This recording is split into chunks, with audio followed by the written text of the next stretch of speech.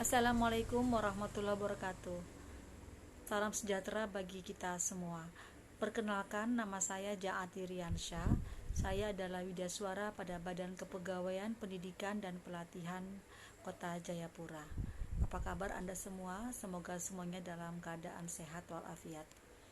Pada kesempatan kali ini saya akan menyampaikan tentang strategi pembelajaran untuk mata pelatihan kepemimpinan transformasional pada pelatihan kepemimpinan administrator yang merupakan pelatihan kepemimpinan bagi pejabat administrator.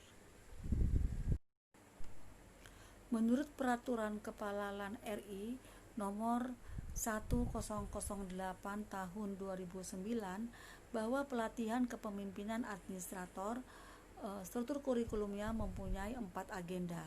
Agenda yang pertama yaitu agenda kepemimpinan Pancasila dan nasionalisme, kemudian agenda yang kedua adalah agenda kepemimpinan kinerja, agenda yang ketiga adalah agenda manajemen kinerja, dan agenda yang keempat adalah agenda aktualisasi kepemimpinan.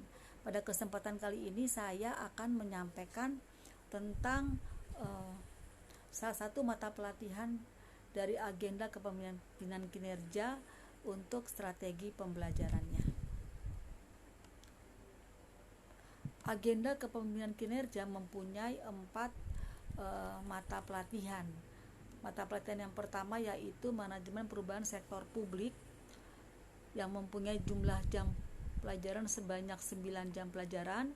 Kemudian mata pelatihan kedua adalah mata pelatihan kepemimpinan transformasional, juga memiliki 9 jam pelajaran. Kemudian mata pelatihan ketiga adalah mata pelatihan jejaring kerja dengan jumlah JP sebanyak 9 jam pelajaran. Kemudian mata diklat komunikasi efektif yang juga mempunyai jumlah jam sebanyak 9 JP. Pada kesempatan kali ini saya akan menyampaikan strategi pembelajaran untuk mata pelatihan kepemimpinan transformasional. Hasil belajar untuk mata pelatihan ini adalah setelah peserta mengikuti pembelajaran ini, peserta diharapkan mampu menerapkan kepemimpinan transformasional dalam menjalankan tugas dan perannya sebagai pemimpin jenjang administrator sehingga mampu menghasilkan kinerja tinggi. Adapun indikator hasil belajarnya, setelah mengikuti pembelajaran ini, peserta diharapkan dapat menjelaskan konsep dasar kepemimpinan transformasional, kemudian menguraikan kembali konsep dasar coaching dan mentoring, kemudian melakukan simulasi kepemimpinan transformasional melalui coaching dan mentoring.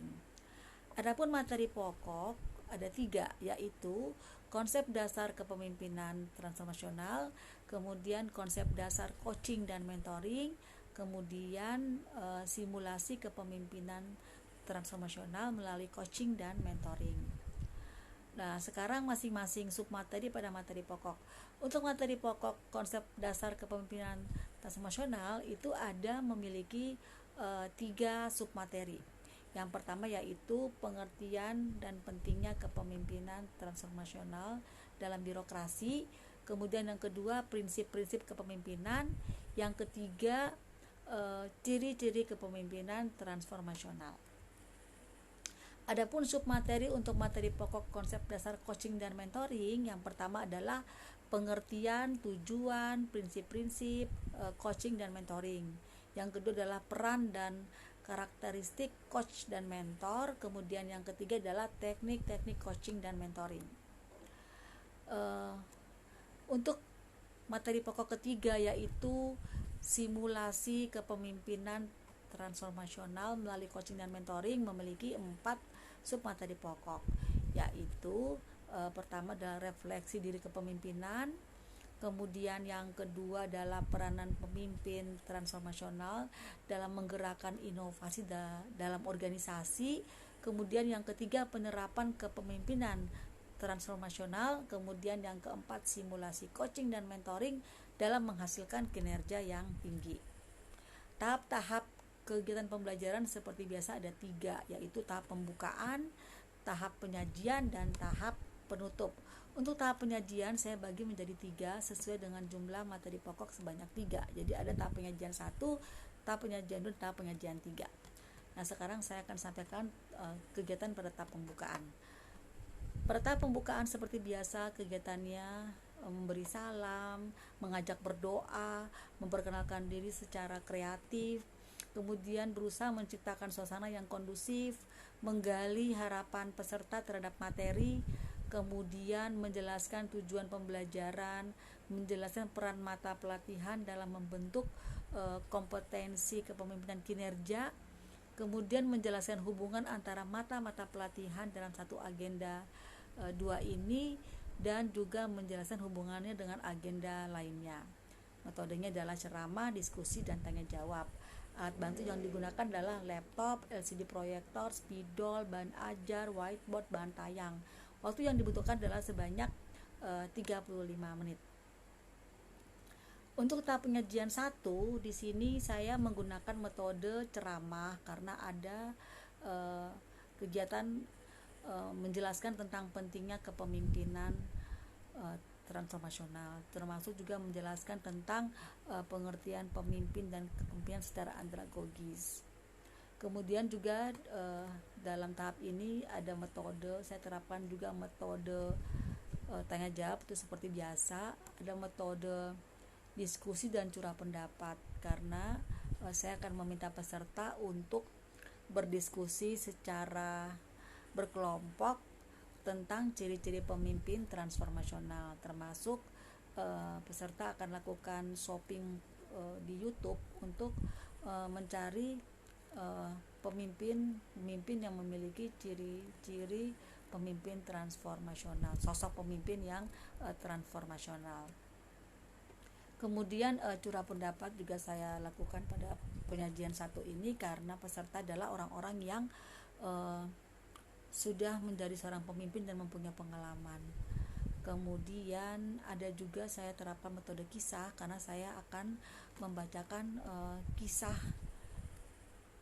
kisah tentang kepemimpinan dan meminta tanggapan dari peserta, termasuk saya akan menyampaikan kalimat-kalimat bijak inspiratif lainnya yang berhubungan dengan kepemimpinan transformasional. Di sini juga tetap saya akan memutarkan video yang berisikan tentang kepemimpinan dan meminta tanggapan dari peserta. Maka metodenya adalah ceramah, diskusi, tanya jawab, curah pendapat, kemudian shopping di YouTube, kemudian ada metode kisah. Alat bantu adalah laptop, LCD proyektor, spidol, bahan ajar, whiteboard, video, bahan tayang, dan bahan kisah. Waktu yang digunakan adalah sebanyak 90 menit. Kemudian untuk tahap penyajian kedua, di sini metodenya yang saya gunakan tetap ada metode ceramah karena di sini saya akan berceramah tentang pengertian dan tujuan coaching dan mentoring dan seterusnya. Tetapi juga tetap ada metode tanya jawab, ada metode diskusi karena di akhir nanti akan dilakukan diskusi setelah peserta melakukan simulasi. Maka ada peserta akan berdiskusi nanti dalam kelompoknya tentang manfaat coaching dan mentoring di tempat kerja, kemudian juga lakukan curah pendapat di kelompoknya masing-masing membahas tentang perbedaan antara coaching dan mentoring. Hasil diskusinya tersebut peserta akan presentasikan dalam kelompoknya dengan menerapkan metode window shopping. Jadi nanti peserta setelah menuangkan hasil diskusinya dalam kertas flip chart, kemudian peserta akan berbagi tugas. Ada yang berkunjung ke kelompok lain dan ada yang menjaga di kelompoknya untuk menerima kunjungan dari kelompok lain. Harapannya adalah agar peserta mendapatkan banyak pengetahuan, tambahan wawasan dari kelompok lain tentang manfaat coaching dan mentoring di tempat kerja, termasuk perbedaannya antara coaching dan mentoring. Manfaatnya juga adalah peserta semuanya terlibat dalam pembelajaran ini. Kemudian alat bantu yang digunakan adalah laptop, LCD proyektor, flip chart, spidol, bahan ajar, kartu tanya, video, whiteboard, dan bahan tayang. Oh iya, di sini ada kartu tanya karena saya akan menerapkan juga metode make and match. di mana peserta saya akan mereview apakah peserta sudah memahami semua materi yang diberikan dengan menggunakan kartu tanya, dan peserta akan mencari kartu jawaban yang dihubungkan dengan pertanyaan. Harapannya adalah peserta bisa membahas bersama dan diketahui apakah peserta sudah mengerti tentang materi sebelumnya, sekaligus kita mereview hasil pembelajaran sebelumnya. Waktu yang digunakan adalah sebanyak 125 menit. Kemudian tahap penyajian ketiga, di sini saya menggunakan metode diskusi karena peserta akan berdiskusi setelah melakukan simulasi. Tetap juga ada ceramah dan tanya jawab, tetap juga lakukan curah pendapat karena nanti peserta akan lakukan refleksi diri tentang pola kepemimpinannya, dan setelah itu melakukan curah pendapat bersama peserta lainnya. Peserta akan lakukan simulasi dan praktek dengan berpasangan. Praktek atau simulasi di sini tentang proses coaching dan mentoring. Jadi semua peserta berlatih secara berpasang-pasangan bagaimana melakukan proses coaching dan mentoring. Dan setelah itu saya akan meminta perwakilan dari peserta untuk tampil ke depan menunjukkan bagaimana proses coaching dan mentoring yang mereka sudah berlatih. Dan kemudian nanti hasilnya kita bisa mengajak peserta bersama untuk membahas hasil simulasi tersebut. Maka alat bantu yang dibutuhkan adalah tetap laptop, LCD, proyektor, spidol, bahan ajar, bahan tayang, lembar kerja, dan metode tadi yang digunakan diskusi, tanya jawab, ceramah, curah pendapat, simulasi, dan praktek. Waktu yang dibutuhkan sebanyak 125 menit. Pada tahap penutupan, saya akan lakukan membuat rangkuman bersama peserta, kemudian meminta peserta mengisi jawaban kuis menggunakan aplikasi Kahoot. Jadi nanti ada kuis yang sangat fun, menyenangkan, tetapi sekaligus bisa mengetahui kemampuan atau pengetahuan dari peserta tentang materi yang sudah disampaikan dengan menggunakan aplikasi Kahoot. Kemudian melakukan evaluasi materi, meminta umpan balik peserta, kemudian saya akan menutup materi dengan mengucapkan salam. Seperti biasa, metodenya adalah ceramah, diskusi, tanya jawab. Waktu yang dibutuhkan sebanyak 30 menit.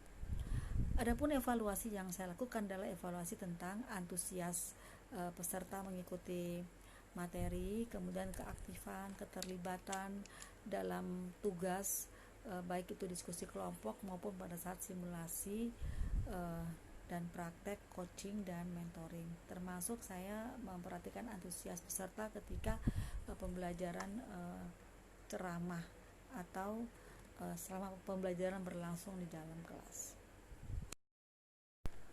Demikianlah yang dapat saya sampaikan tentang strategi pembelajaran untuk mata pelatihan kepemimpinan transformasional yang terdapat pada agenda 2 untuk pelatihan kepemimpinan administrator. Mudah-mudahan yang saya sampaikan tadi bermanfaat bagi kita semua, dan mohon maaf apabila ada kesalahan. Sekian, terima kasih. Assalamualaikum warahmatullahi wabarakatuh. Salam sehat.